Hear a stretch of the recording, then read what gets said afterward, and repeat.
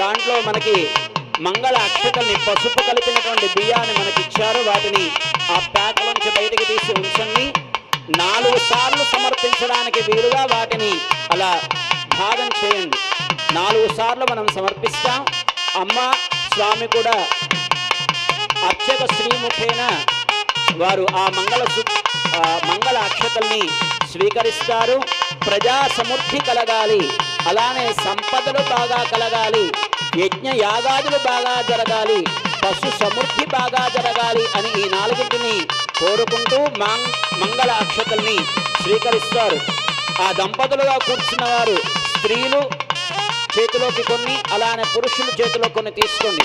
అవి అమ్మకి స్వామికి చూపించి అలా ఒకరి శిరస్సు పైన ఒకరికి ఉండేటట్లుగా సమర్పించండి.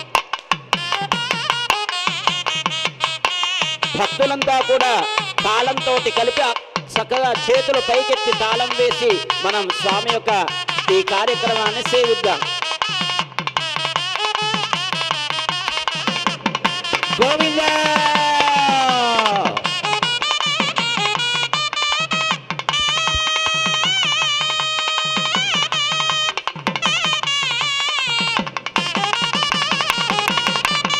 అంతా చెప్పండి.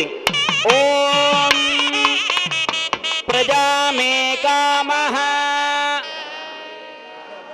సమృద్ధ్యతాం. ప్రజా సమృద్ధి కలగాలి అని మొదటిసారి మంగళాక్షతలను స్వీకరించారు. రెండవసారి శ్రియో మే కామః సమృద్ధ్యతాం. గోవింద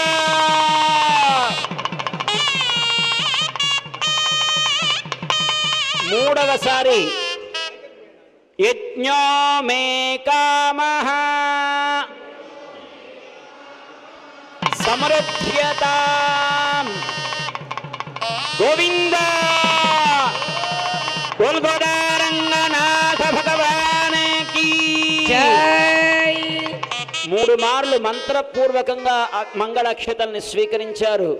గోదామ్మవారు మనకి వ్రతాన్ని ఆచరింపచేసి ఫలితం ఎలా ఉండాలో మనకి వ్రతంలో మనకి పాసురాల్లో అనుగ్రహించింది. ఓంగి ఉలగలంద ఉత్తమన్ పేర్పాడి ఎలా ఈ లోకంలో పశు సమృద్ధి అలానే సస్య సమృద్ధి ఎలా ఉండాలో అలాంటి సమృద్ధి కలగాలి అని 4వసారి పశవో మే కామః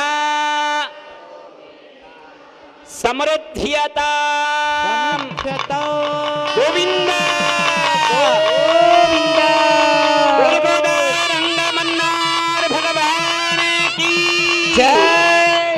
గోవింద